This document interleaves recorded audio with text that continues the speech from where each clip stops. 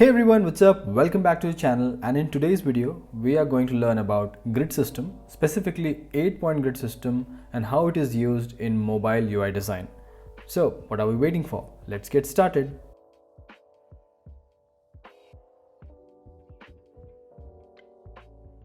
So before we start today's video, I want you to do a simple exercise for me. Get a pen or a pencil and try drawing straight lines freehand on a piece of paper. You can draw vertical lines, you can draw horizontal lines on a piece of paper, and you don't have to use anything else, just your pen or pencil. Now repeat the same exercise, but this time use a ruler to draw the straight lines.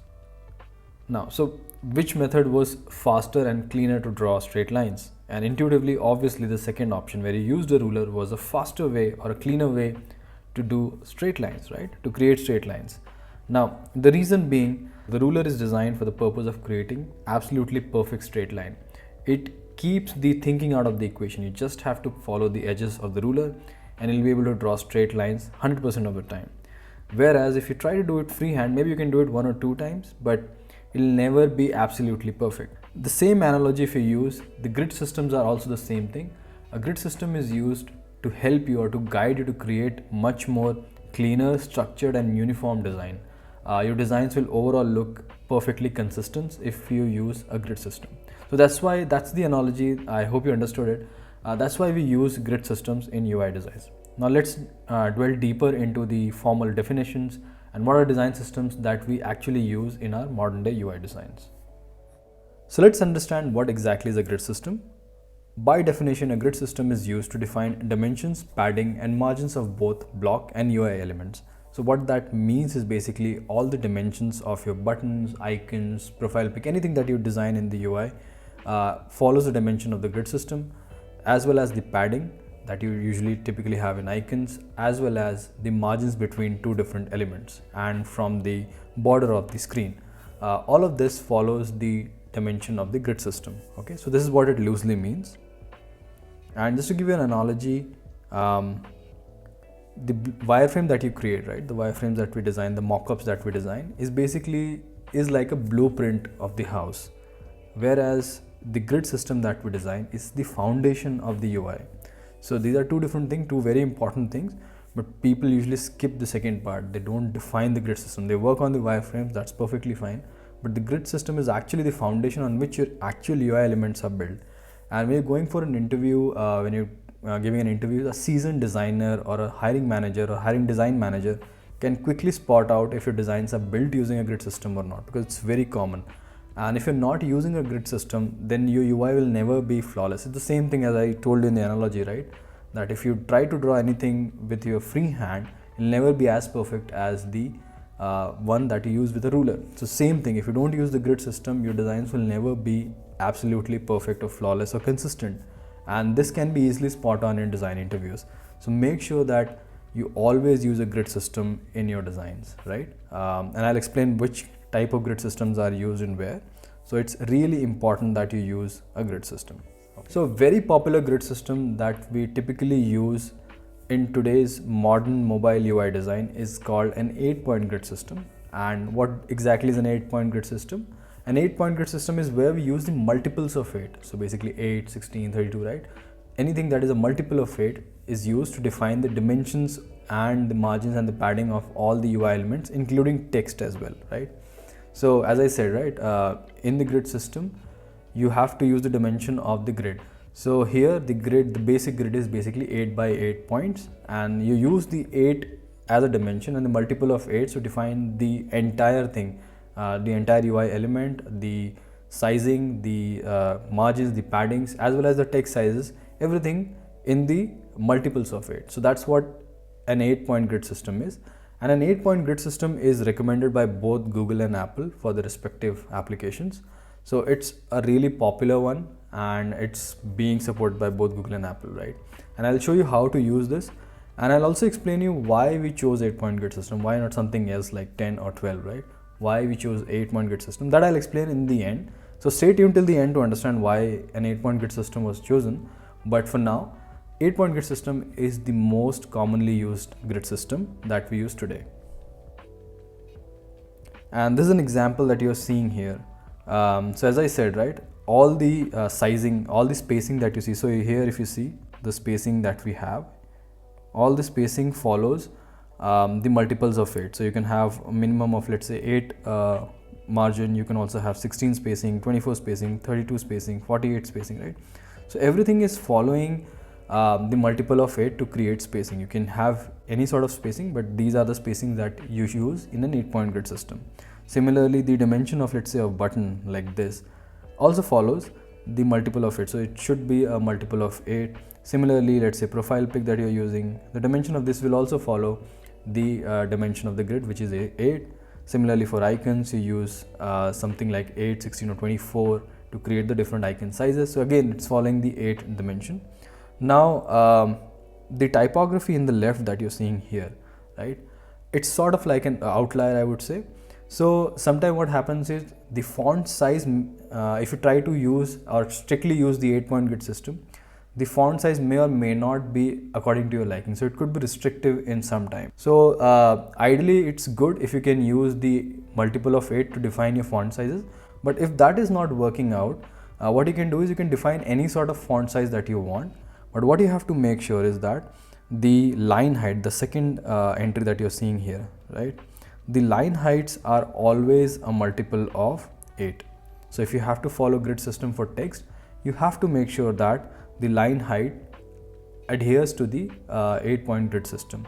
Your font size, which is in the front, may or may not adhere to the grid system, the 8-point grid system. It may or may not be multiple of 8. That's perfectly fine.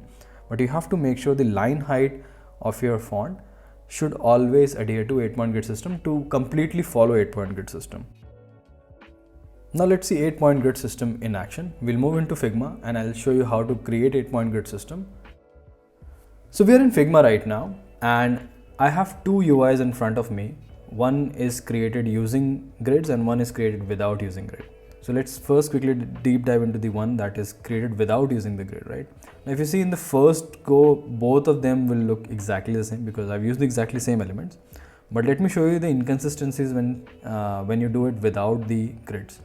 So if you see here, this particular profile picture, it's 14 pixel away from, or 14 point away from the margin, top left margin, whereas this one is also 14, but whereas this was in 9.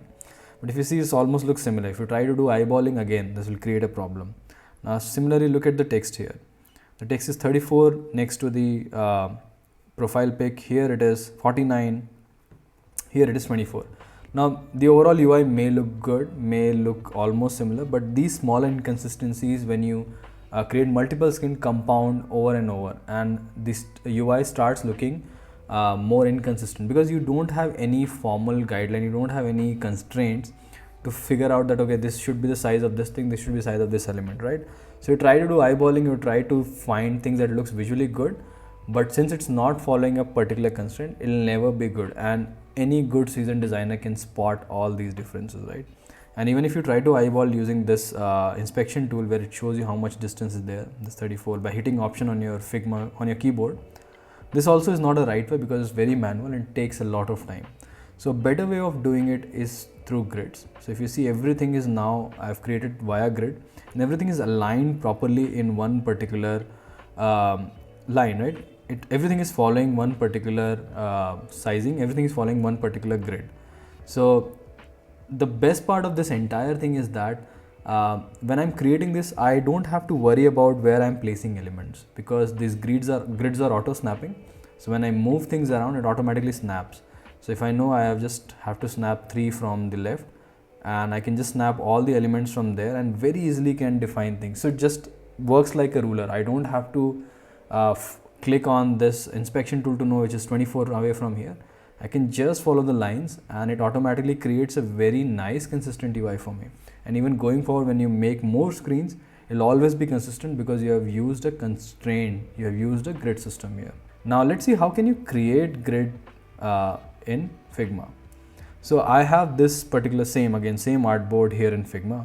Now if you want to apply an 8-point grid to an artboard, it's very simple. What you need to do is on the right side of the inspector panel, you'll see layout grid. So if you have not applied any layout, or if it's not there in your design system, it will be empty. Now what you can do is you can create a grid system from here. So just hit on the plus icon, and automatically it adds a grid of 10 pixel, right? So what we have to do is we just have to give 8 sizing here, and color you can choose anything that you want, to use. You can use any color you feel like, and let's give an opacity so that it's not hindering. So I might give it like a 10 opacity. I think this is fine. Yeah, so you can change the color opacity if you want, and you have the sizing. So for an 8-point grid, this size will be 8 and the color is here. And now as soon as you add this, you see you will get very nice 8-point grid in your UI, right? Now if you move anything out, it automatically snaps. If you see, you'll get this auto snapping because you are using the grids. So that's the benefit of using grid, is automatically snaps the UI to the particular thing, to the particular line. So this is how you turn on 8-point grids. Now let's say if you want to save this grid so that you can use it in other artboards as well, so that you don't have to do the exercise all the time, you can basically name this thing. So you can add this in your design style. You can also add this in your design system. You just have to create style and you can name it 8-point grid. So what happens is, next time when you create a new artboard, let's say I'll just duplicate this artboard, remove this.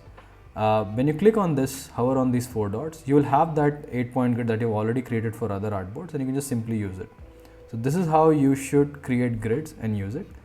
So now we understood how 8-point grid system work. Now one important thing that I want to point out is that sometime when you're following an 8-point grid system, things might look a little bit more constrained, more restrictive, because if following an 8-point grid system, you also have to follow only the multiples of 8, right? So what I mean by that, let me show you by an example actually. So I have a text here, main text, and a subtext that is related to that main text itself. Now the minimum the minimum spacing I can go here, as you can see, is basically 8, right? Because the minimum spacing I can go in an 8-point grid system is 8. So I'm just constrained by that, I cannot move it any further closer to it. But visually, if you see, I see that spacing is too much because these two are a part of the same group. They need to be a little bit more closer. But now 8-point grid system is not letting me do that. So to overcome that particular constraint, to add more flexibility in your design, we add a second grid, a smaller grid basically, which is known as a soft grid. So 8-point grid is a hard grid, and when you introduce a smaller grid, basically a 4-point grid, it's known as a soft grid. So we add these two grids together, and basically it adds more flexibility. So then I can go basically a little bit more closer and go to 4. So that's how soft grid gives you more flexibility. So you don't have to rely just on the multiple of 8 now. You can use a combination of 8 as well as a combination of 4. So you can use something like 12 as well, 8 plus 4, 12. So soft grids gives us the flexibility to add or create more flexible components while still maintaining the same grid structure. So let me show you how to add a soft grid and a hard grid together in one go. So select your artboard, and on the right you see again same layout grid. Just add one, and this time again first you give 8% and not at 10%.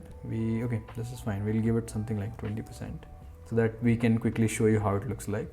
So now our 8-point grid is ready, which is basically our hard grid. Now what you have to do is you also have to add second grid. It's again giving 10. So now we want to add a soft grid. That soft grid will be 4-point in size, and we can give it something like 5%. Okay. So I'm just giving a different opacity so that we do not get confused between the two grids when we see it here. Now if you see, the solid that you're seeing, the solid grids that you're seeing is basically the hard grid, and the center one that you're seeing is the soft grid. So now you have two options. You have an 8 grid and a 4-point grid, and if you want to combine these two together into one grid, like one solid grid, then you can basically add it as a style, and it can call it as a combined grid. Okay, and now this will be available to any artboard that you create. So I hope you understood the concept. So we have hard grids, we have soft grid. By default, we should always use hard grids, but if you want more flexibility, you can also add soft grids. And one more thing, when you're creating the edges, for example, when you're creating the design, the edges, the boundary basically, they should always follow a hard grid, not the soft grid, because we want maximum distance from the boundaries, because the screen sometimes in the newer devices that you're seeing that are coming out right now have a curved and edge display. So if you have things that are really close to the UI, really close to the edge of the screen, then chances are it will go and fall in that wrapped sort of screen that are coming in the new phones, the edge to edge displays that are coming in. So you always have to make sure that you leave sufficient spacing, and Android and iOS both recommend to have at least 16 point distance from the edges. So you can also do that by something like this. So this much spacing that you have to leave whenever you're doing the design from the edges, so that it does not overflow in the curved displays. So always make sure that this is happening, and all the external margins that you see from the edges always follow the hard grid. So this is one of the tips that makes your design even more cleaner and more better. And I think that's it for this particular segment. Now let's quickly hop back to our presentation, and I'll explain you why we chose 8-point grid and not anything else. So we have learned about the grid system and how to define that in Figma. Now the question comes in, why it matters? Why do you need a grid system in first place? So as we know from the entire introduction, that it helps you create consistent UI, right? When all the measurements follow the same rule, you automatically get more consistent UI. The second thing is fewer decisions. As I said with the ruler example, that you don't have to think about anything. You just have to follow the edge and you'll create a straight line. So since you're following and you have lesser decision to make, you don't have to eyeball anything, your decision time becomes smaller and you create things much faster. Another benefit of this entire thing or using an entire grid is that, let's say you're giving your handoffs to developers, you're giving your designs to developer, and if you have created some mistake in spacing and all, since you both are following the same grid system, even your devs can define a grid system synonym to what you are doing in your design. They also define an 8-point grid system. And let's say even if you do some mistake in some sizing, they know that you're following an 8-point grid system, so they can easily round it off to a nearest multiple of 8. So that's how it helps you both developers and designers to create things faster. You don't have to do back and forth again, because that becomes really easy to understand. Even for a small mistake, they will know that you have to follow an 8-point grid system, and they can come back to you with the change. So that also helps you a lot in making things go really faster and make even less decisions. And the third point is basically multi-platform design. So regardless of form factor, regardless of screen sizes, most popular screen sizes that are there in the market right now is divisible by 8, at least on one of the axes. So the number 8 divides most of the screen sizes today. That's why we use an 8-point grid system. Same with the 4 as well, the soft grid that we're using. But 8-point grid system is basically the one that divides most of the screen sizes that we have today. So if I very quickly show you the different screen sizes that are very popular today are on the left. And if you see, the 8-point grid system divides them very easily, whereas a 10-point grid system, for example, just we have taken for an example, is not able to divide most of the screens. It still divides a lot of screen, but not to everything. So 8-point grid system clearly becomes a winner. That's why we are using an 8-point grid system. That's the beauty of the 8-point grid system, is that it's able to divide the resolutions evenly. So that's it for today's video. I hope you understood or learned something today, and I hope you guys start using grids in your designs going forward. So if you have any questions, just put that in the comments and I'll try to answer them in my next video. But I hope you like this video, and in my next video I'll explain how to use a layout system for responsive website design. So do subscribe to the channel, and yeah, I'll see you in my next video. Take care. Bye bye.